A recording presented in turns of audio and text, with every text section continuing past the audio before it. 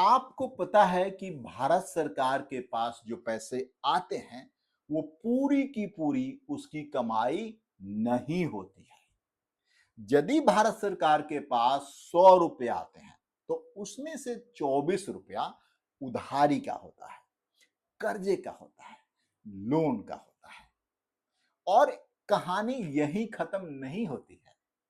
यदि भारत सरकार 100 रुपये खर्च करती है तो उसमें से वो 20 रुपये ब्याज पे खर्च करती है। मैं हूं professor Hare Ram Sinha from university of Delhi और आज के इस लेक्चर में हम इसी पे चर्चा करेंगे कि भारत सरकार के पास पैसे आते कहां से हैं, इनकम टैक्स से कितना आता है, जीएसटी से कितना आता है, कस्टम ड्यूटी से कितना आता है, ब्ला ब्ला ब्ला। और ये जो पैसे आते हैं वो खर्च कहां होते हैं, डिफेंस पे कितना खर्च होता है, डेवलपमेंट एक्सपेंडिचर पे कितना खर्च होता है, स्टेट्स को कितना दिया जाता है, पब्लिक पेंशन पे कितना खर्च होता है, ब्ला ब्ला ब्ला।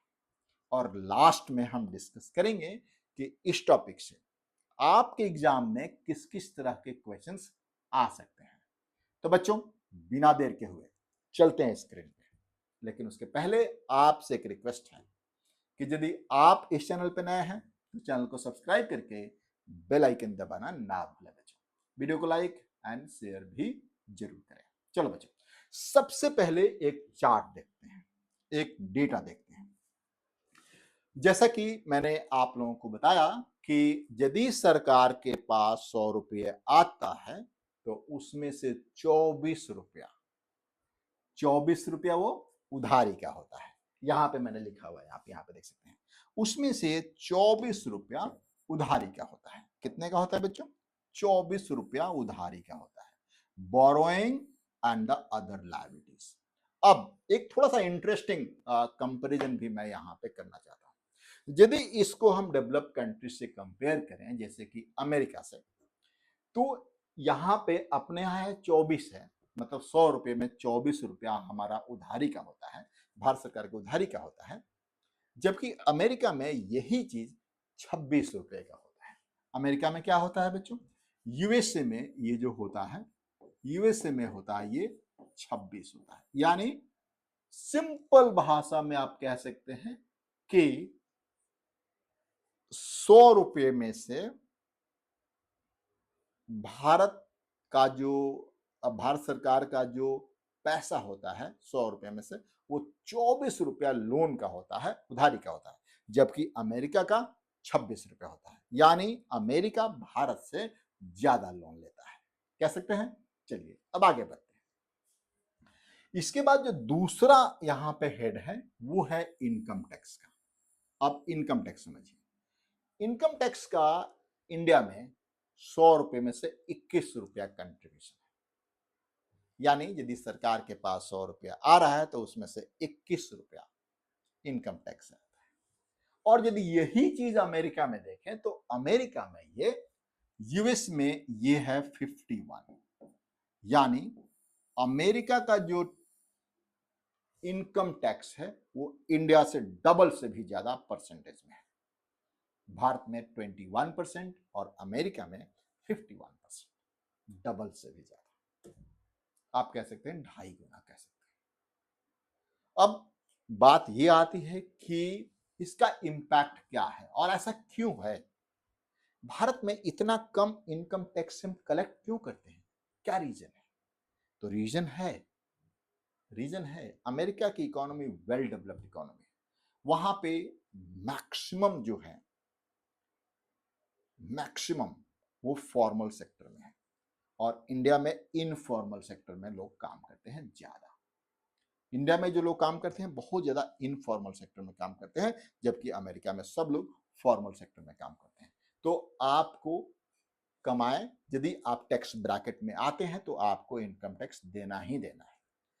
दूसरी बात है कि इंडिया में टैक्स डिवोल्यूशन और टैक्स चोरी का बड़ा ही पुराना मामला है। किसी न किसी तरीके से हम चाहते हैं, हमारी ऐसी मेंटेलिटी है कि हम टैक्स कम से कम दें, इसलिए हमारा टैक्स कलेक्शन, इनकम टैक्स से कलेक्शन कम होता है। तीसरी बात है, यहां पे टैक्स बेस कम है।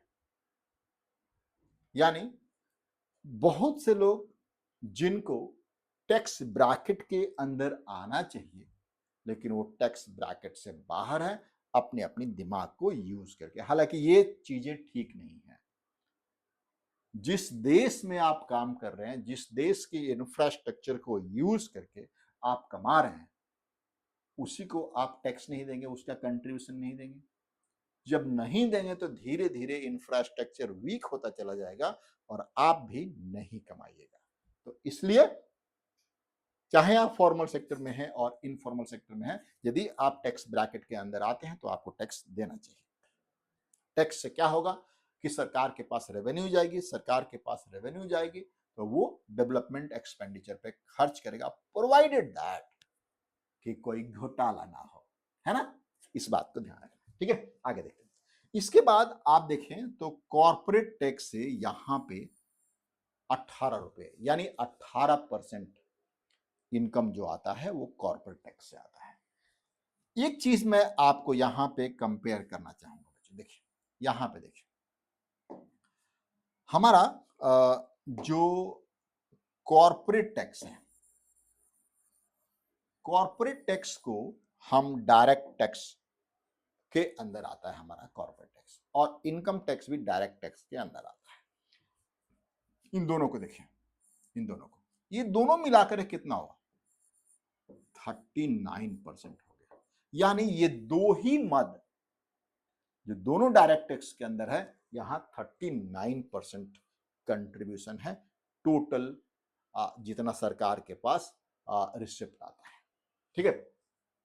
इसको आप कहते हैं डायरेक्ट टैक्स। डायरेक्ट टैक्स का कंट्रीब्यूशन है 39%। अब यहां पे देखिए जीएसटी क्या है, गुड्स एंड सर्विस टैक्स। ये हम आपको और वीडियो में ऑलरेडी एक्सप्लेन कर चुके हैं, यहां जीएसटी हमें एक्सप्लेन करने की जरूरत नहीं है। यहां पे सिर्फ एक बात जानिए कि जीएसटी इनडायरेक्ट टैक्स है, और इनडायरेक्ट टैक्स से यदि हम बात करें तो यहां पे हमारा ये होता है, इनडायरेक्ट टैक्स से हमारा आता है 15%। आप देख सकते हैं डायरेक्ट टैक्स और इनडायरेक्ट टैक्स में कितना अंतर है। डायरेक्ट टैक्स से हमारे पास भर के रेवेन्यू आ रहा है, यानी हमारे पास 100 रुपए में से 39 रुपए डायरेक्ट टैक्स से आता है। तो यहां पे अब बात ये आ रही है कि सरकार को क्या करना चाहिए। हम लोग बहुत हवा मचा रखे थे कि जीएसटी ये कर देगा, जीएसटी वो कर देगा, जीएसटी से इतने पैसे आएंगे, जीएसटी से उतने पैसे आएंगे, लेकिन आप कंपैरिजन देख लीजिए 39% और 15%। अब मेरा सजेशन सरकार से ये है कि अभी भी इनकम टैक्स में बहुत बड़ा पोटेंशियल है,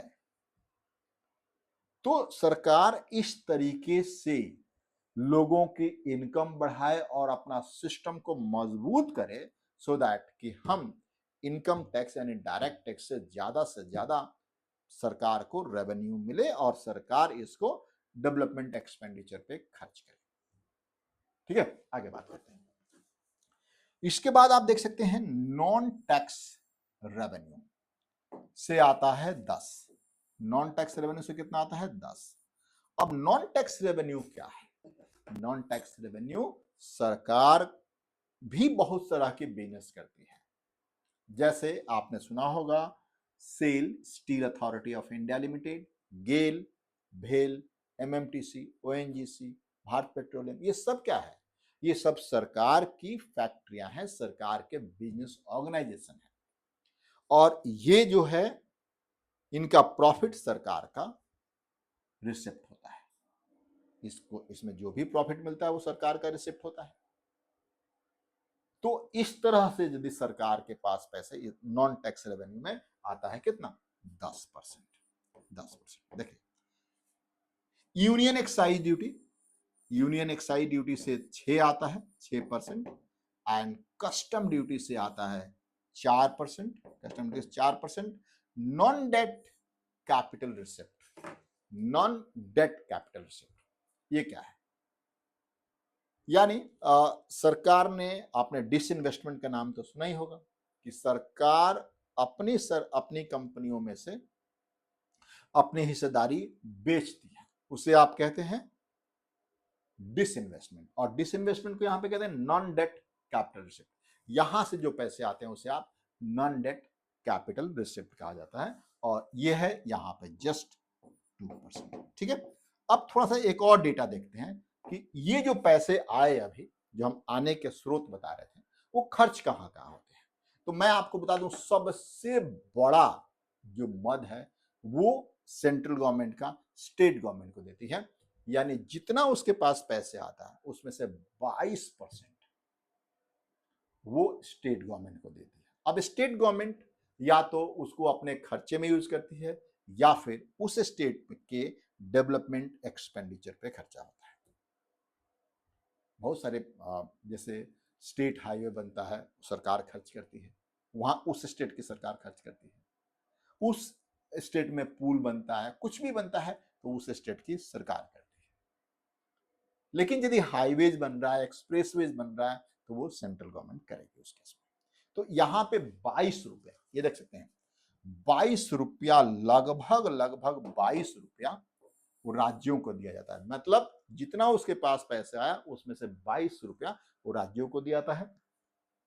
10 रुपये, ध्यान सुनिए, सॉरी 20 रुपया, ये देखिए 20 रुपया, 20 रुपया इंटरेस्ट पेमेंट। जैसे मैंने बताया था ना आपको कि 24 रुपये का लोन लेते हैं और 20 रुपया इंटरेस्ट पेमेंट करती है, 20 रुपया इंटरेस्ट पेमेंट करती है। ठीक है, 17 सेंट्रल सेक्टर स्कीम्स में लगता है। अब यहां पे आपको समझना है बच्चों कि सेंट्रल सेक्टर स्कीम्स क्या होते हैं। तो सेंट्रल सेक्टर स्कीम्स जो है, आप समझिएगा, इसको मैं कंपेयर करने वाला हूं अभी। सेंट्रल सेक्टर स्कीम होता है जो स्कीम सेंट्रल गवर्नमेंट लागू करती है और उसका सारा का सारा खर्चा सेंट्रल गवर्नमेंट ही देती है। स्टेट गवर्नमेंट का उससे कुछ लेना देना नहीं होता है। स्टेट गवर्नमेंट में होता जरूर है, लेकिन वो सारा का सारा खर्चा कौन देता है, वो सेंट्रल गवर्नमेंट देती है। ठीक है, डिफेंस पे खर्च होता है, देखिए बच्चों, डिफेंस पे खर्च होता है 11%। अब यहां पे बात आती है, 11% डिफेंस पे खर्च होता है। क्या इतना डिफेंस पे खर्च करना जरूरी है? हमारा सिस्टम ऑलरेडी बन चुका है। और मैं अभी आपको बताऊं, आपने यहाँ पे जो वार देखा, आपने रशिया यूक्रेन का वार देख लिया, आपने इजराइल, ईरान और अमेरिका का वार देख लिया। तो इन सब को देखते हुए हम ये नहीं कहेंगे इतना पैसा आपको वार पे या डिफेंस पे खर्च करना चाहिए, लेकिन आपको ध्यान रखिए, सरकार से मेरा आग्रह है कि इसमें से कुछ पैसे या फिर कहीं और से पैसे लेकर के रिसर्च पे भी खर्च करिए, क्योंकि आज भी हमारे देश की ऐसी कोई भी यूनिवर्सिटी नहीं है जो विश्व के टॉप 100 यूनिवर्सिटीज में उसका नाम हो।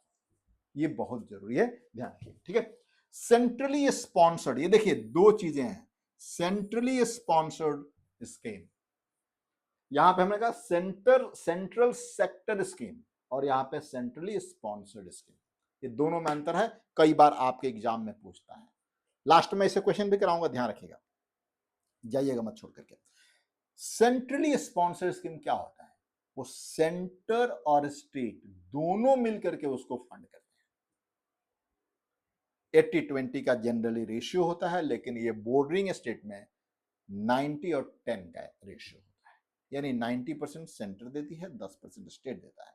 लेकिन यदि हम जैसे बिहार और यूपी वाले की यदि बात करें तो 80% सेंटर देती है और 20% स्टेट गवर्नमेंट देती है। ठीक है, आगे देख सकते हैं यहां पे फाइनेंस कमीशन और अदर ट्रांसफर पर 7%,